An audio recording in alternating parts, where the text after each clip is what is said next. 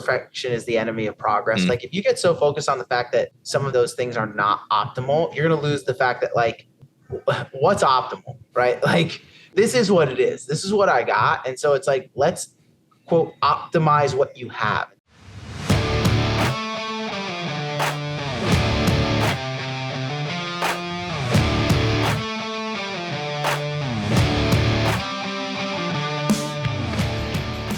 The Fitness Movement is brought to you by Zor Fitness. We offer coaching and individualized program design, as well as educational content for coaches and athletes.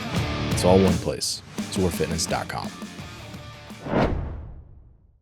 So the other week I sat down with Day when she was in Williamsport, and we talked about essentially programming for athletes on a time crunch. And I wanted to revisit with Chris because I think Chris has a lot of good experience with this, just being a dad and a businessman and all the things that you are. Busy is a good translation for all that stuff. So yeah, I just feel like this would be a good conversation. I wanted you on that initially, but it just didn't work out for you to get here that early. So I kind of wanted to revisit it now. So if people haven't gone back and listened to that one, I would. But yeah, I think we can kind of like pick up where we left off with that. First things first, like how would you big picture think about trying to make the most of people's training, specific to like, yeah, obviously like time is one part of it, but like just trying to be productive with the time that you do have, starting with just like everybody, not necessarily people who are like crazy time crunched. Yeah. So like just in general, you know, the first thing we kind of do is like, all right, hey, I'm going to go through kind of a consultation. Like, what do you want to accomplish? What do you want to do? You know, the tough part about CrossFit is like, there's so many things that you can do and work on, but and I had to work on this earlier on in my coaching career because like I definitely had some biases in my programming, especially like coming from where I'm as an athlete. It's like I would always have athletes squatting twice a week, right? We'd front squat one day, we'd back squat another day. And then over time it was like, oh, I'm running out of time. Or I'd have an athlete who'd be like, I just can't get everything in.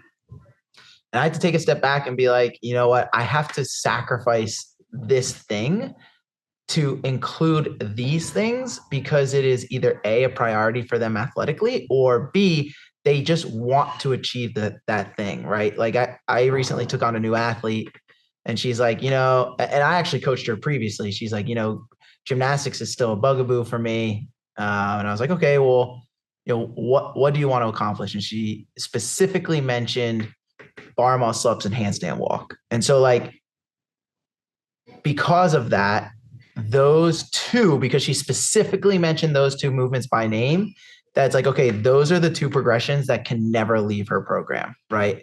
Or, you know, I kind of flip-flop for her bar muscle ups and ring muscle ups because she mentioned those in tandem, but like, we'll just say the muscle up and handstand walking were two main things that she mentioned. So every week we touch on that. And so that means that like, she's pretty strong. So she squats once a week, and it might be a front squat, it might be a back squat, you know, but that's okay, right? Same thing like with the Olympic lifts, we alternate weeks, snatch and clean and jerk because she has other priorities. So I know it's a long-winded answer, but it's basically to say that like whatever the athlete or the client says they want to accomplish, okay, those things need to become the absolute priority. And you have to remove away kind of like some of those other things and then work to maintain those other areas as you go through it. Yeah, I think that's a good point. I think that also applies to people just as they age and have limited resources to adapt to things. Like for masters athletes, like, you know, you're just going to be, you can't give them 12 hours of conditioning a week of CrossFit. Mm-hmm. They're just going to be, you know, ground to a pulp. Like you can't do that. Right. So like something's going to break. Right. So it's, I think this is people. I can relate.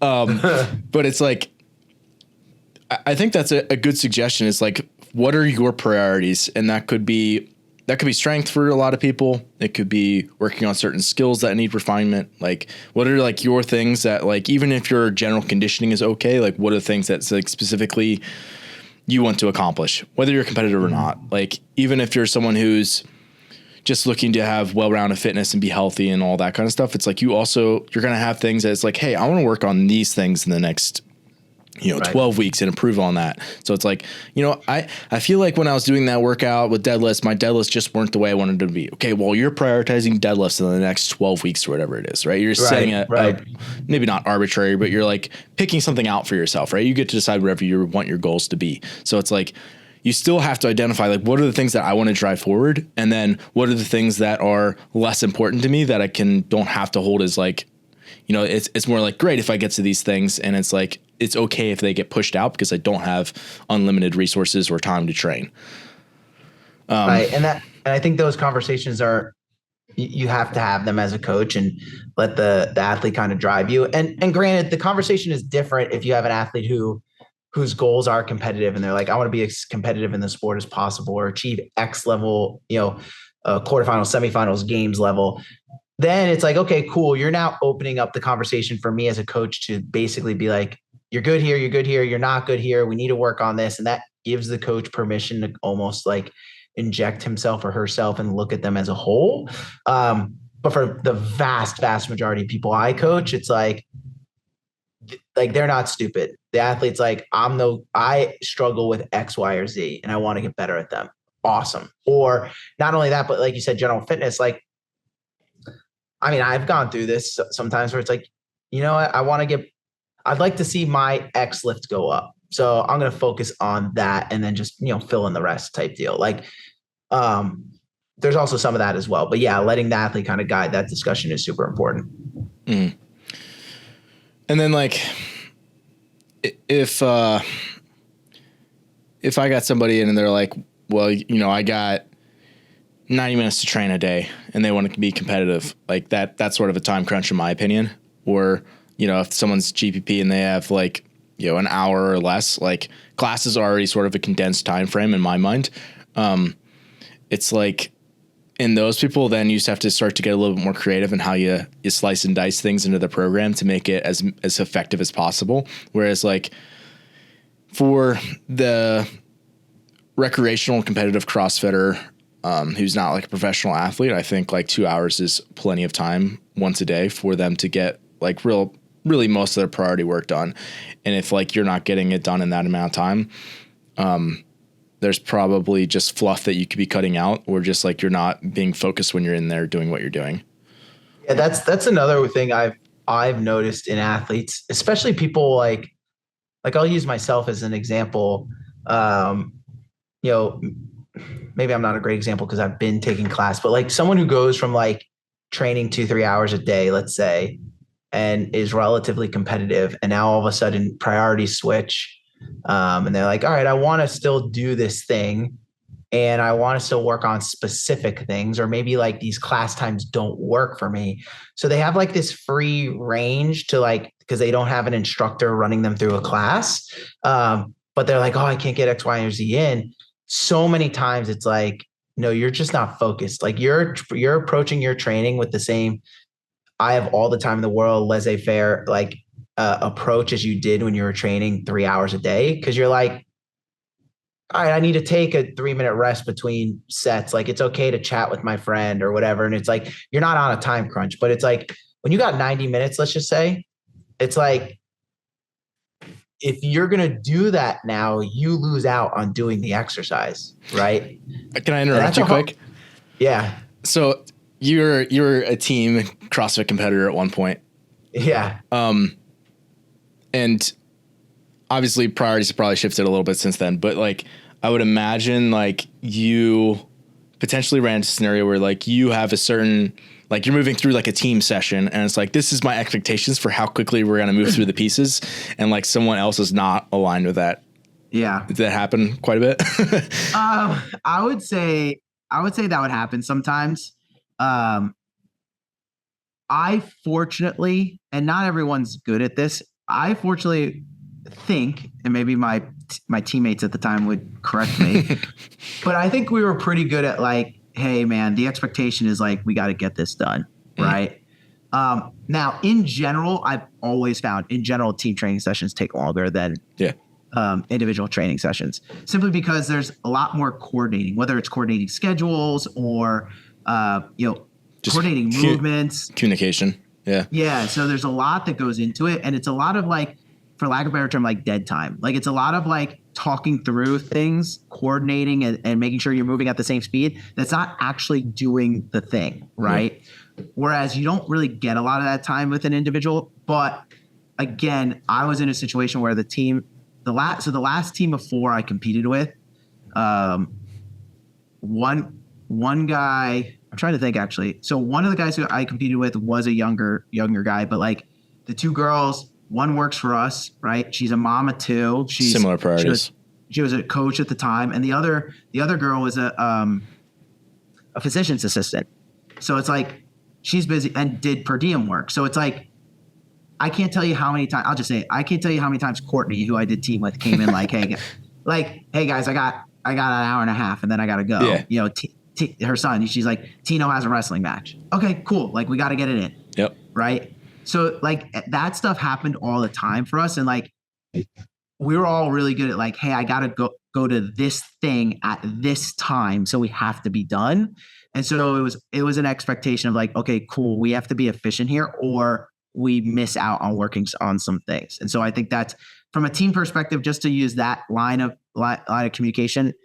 If you're going to be on a team, and you're someone on a time crunch or you're with someone who's on a time crunch, communicating that up front to the team so that everyone's on the same page of like, all right, hey, we can't lollygag today or we're not going to get to these things is super important. The other Saturday morning, we usually have a small group of people going through the name game sessions here at Lumber Capital, and it was like, I was going through the warm-up at what I thought was normal speed. And Alicia, one of the girls here, was like, oh my gosh, how are you so far into this already? Like, you are moving so fast. I was like, I got 2 kids at home now. Like, I got stuff to do. Like, that's it. My workouts can't take all day. Yeah, it's just kind of funny. Like, sometimes people think they're really moving through something, and then like in reality, it's like you didn't need 15 minutes between B and C here. Like you could have just kind of rolled right into it. So I know that's one of the things that like we've both used as tools is like, here's like a, timestamps for your workouts where it's like, you need to start this piece by this time. And you have these intervals with fixed rest times or, just like specifics around it where it's like the person knows they need to keep moving. Otherwise they're going to fall off their timestamps. And it's like, if I don't stick to this, I'm not going to get all my work done for the day. So it's just like, you need to be diligent and stay on it. No different than like a class as a lesson plan.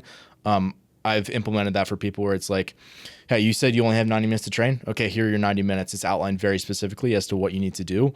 And while it might not be like 100% optimal in terms of like, ideally, you might have another 5 to 10 minutes to rest before this piece so that you could attack it at truly 100% versus, 85 to 90% because you're a little bit fatigued from the previous part. It's like, you know what, we're going after like what's important right now because you're not, in the competitive phase or whatever. Like, just understanding like this is the important piece here is that you're moving through and getting all your work in. Yeah, and that's the thing. It's like, I forget the saying, but it's like perfection is the enemy of progress or something like that. It's like if you get so focused on the fact that like some of those things are not optimal, you're going to lose the fact that like what's optimal, right? Like this is what it is. This is what I got. And so it's like, let's quote optimize what you have. And so, yeah, the timestamp thing is like something I've definitely used before with athletes who are on a time crunch. And ones especially who continually tell me I couldn't get all of this in. And I feel like that's important for 2 reasons. One, if you have an athlete, specifically an athlete who is like gets distracted, it's like, they just like talk to everyone. They're tired. They got to double and triple knot their shoes for no reason. It's like just stupid stuff. Doing that can keep them focused. Like, all right, well, I got to be done with it at this point, right? The EMOM timer goes off and they have to go back to work. That's it. And then as a coach, it also keeps you on task because I'll be the first to admit there's plenty of things I put in a program and be like, all right, this warm-up's going to be 15 minutes. And they're like, dude, that warm-up took me a half hour. And it's like, oh, I guess I didn't really think about X, Y, or Z. So it keeps me accountable as well. So it keeps both parties accountable. And that was the biggest one, not the biggest reason, but one of the reasons why I went to taking class now is it's like, all right, I got an hour. And I didn't want to have to think about like my timestamps, right? It's like if I go to class and the coach in class does a good job, I'm gonna be done in an hour, right? But if I do have to go do a workout by myself, so like great example is like generally when I work out on Saturdays, but generally when I work out on Saturdays, I'll go in. It's like, dude, I got a legit an hour and I'm getting out of here. And I will write a workout on the board. It's like every 3 minutes by 5, I'm doing this. Every 3 minutes by 5, I'm doing this. Every 3 minutes by 5, I'm doing this. That's 45 minutes, 10-minute warm up, 5 minutes to pick my stuff up. I'm out the door. Yeah. Yeah. And I think that's essentially what we did when you were here last year for camp.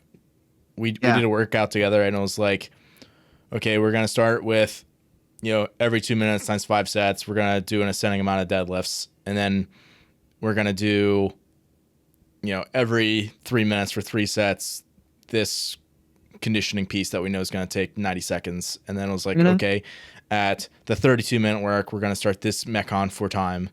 And then it's like, okay, you know exactly what's going on. And that way, if you are with somebody else, obviously by yourself, you're accountable to the clock. And you're going to get all your work done. If you're with somebody else, like a team or a partner or something, it's like that way you guys, there's a little bit less communication required because you know where the other person, it's like, do you have to ask 6 times, are you ready? Do you want to go in 2 minutes? It's like, no, that at 32 minutes, you're starting the Metcon. So it's like, you got to be ready for it and you don't have to communicate about it as much. And as CrossFitters, like, let's face it, we're a slave to the clock. It's like, as soon as that clock goes on to people, it's like, okay, time to work out.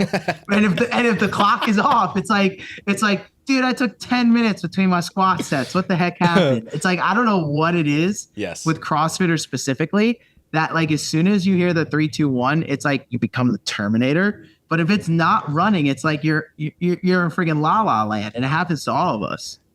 Yep. Next thing you know, you're a powerlifter and you're eating Pop-Tarts and sitting on the bench in between sets. And you put on 100 pounds. I don't know what. It's just, I don't know what happened. That's literally what I envisioned. I didn't start the clock. I didn't start the clock. Next thing you know, I grow a beard and I'm powerlifting. I'm wearing one of those clicky belts and Chuck Taylors. Oh man. Yeah. Well, I think that would be. Yeah, I think one of the things that you identified was like, okay, first of all, you have to be realistic about what you can accomplish. Find the things that are most important to you, that are like top priorities. These are the things that matter the most. Put them into like your priorities slots in the week. And it's like from there, you can start to jigsaw as much like conditioning and other, let's call it like lower work that can fit in. That's reasonable, that will still keep the quality high while allowing you to move through with a relative pace throughout your session. Yeah, and that mental aspect I think is huge, right? So if I'm an athlete and I have to accept the fact that it's like, okay, this aspect is not the priority. So I'm not going to be like PRing in this thing anytime soon, right? Because this is not the priority. And then if I take that a notch down, so you someone like myself, right? So it's like right now my goals is to be like generally fit. Like I have to work out every, at least 4 days a week. Otherwise I'm going to lose my mind. But I have an hour. And so like, it's funny. I was having a conversation with our media guy, one of our media guys, Byron. And today's class workout was a heavy single back squat. And he's like, "Did you PR?" And I laughed. I was like, the same response I did. No. I was like, "No, bro, I didn't PR." And he was like, "Oh, okay." Yeah, lowest weight lifted in the last 5 years. Yeah, but that's what I said to him. I was like, "Dude, I don't really PR anything." And he was like, "Oh, really?" I was like, "Yeah." I was like, you got to understand, when I was competitive, I was training at least 2 hours a day, 2 to 3 hours a day.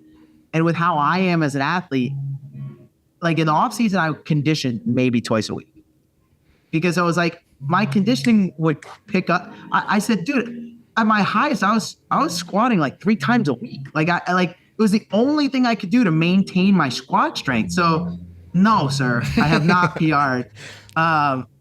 and that's not to say that like I haven't hit maybe like maybe in our 6-week cycles in class, like we'll do this workout at the beginning, this workout at the end, right? Like I might PR that, but lifetime PRs, no. But and that's a mental thing that like doesn't bother me at all anymore. But like I'd be lying to you if in the beginning it was like, man, like I'm not even close. Like what has happened to me? I'm just withering away over here, but then you refocus, you reset. These are my priorities. It's okay. And then you kind of chug forward. Yeah. And also like, I guess I'll finish by saying like, if you're someone who is competitive and you've had more time and you go through some transition in your life where you currently have less time and there's a light at the end of the tunnel for that period of time. Like, hey, Dante just switched jobs a couple months ago and he was like, hey, for the first like 2 months that I'm at this new job, I'm probably gonna be swamped all the time. Like, is there anything we can do to really condense these sessions just so I can like kind of focus on that? And now so we did that. So basically like I did what we were saying, like put him on a timestamp for all that stuff. And then like 2 months down, I don't even think it was that long, maybe like 6 weeks or a month down the road, he was like, hey, like things have been actually going better than I expected. I think we can just kind of open back up to normal sessions. Yeah. And it was like one of those where like it would have been really easy to get discouraged in something like that where you have a life change and it's like, oh man, I have less time to train now. Oh, I'm not gonna be PRing my back squat every week. Oh man, this or that. And it's like, if you could just kind of like shovel the dirt in front of you, and then when you have more resources to allocate back to training down the road, do that, then it's like you're setting yourself up for success down the road in whatever you're doing. If you just stay focused and be realistic about what you can accomplish and just kind of stay mentally engaged in the task at hand. Yeah. I mean, you went through that, if I remember correctly, like a couple of years ago. Weren't you going through a transition gym wise and you were like, I literally can only take class? Yes. And you could have very easily been like, because you had and still have goals of competing at a very high level and have competed at a very high level. So let me rephrase that. But if at that time you're just like, oh, I'm never going to get better, then it's like, you would have never won Fittest Experience. You would have never won Metcon Rush. You would have never like, been on the cusp of semifinals. You know what I'm saying? Yeah. So, I mean, I think that's just the helpful reminder for people, regardless of where they're at, is like, you want to work towards your goals all the time, not just when conditions are optimal. Sure. Yep. So, yeah. Awesome. Well, we'll leave it at that. If people got questions or like want to help with navigating their training, we coach people. That's what we do. So reach out to If you didn't know. If you didn't know, we coach people. So email us, Ben or Chris at zorfitness.com if you got questions. We'll see you next time. Thanks for listening today. If you're someone who just started listening to the show, I would encourage you to subscribe so you can stay up to date. If you're someone who's been listening for a while, I would encourage you to rate and review the show. And lastly, the best thing that you can do to support our work is also the best thing that you can do for your performance. And that is by hiring one of our coaches. Until next time, stay the course.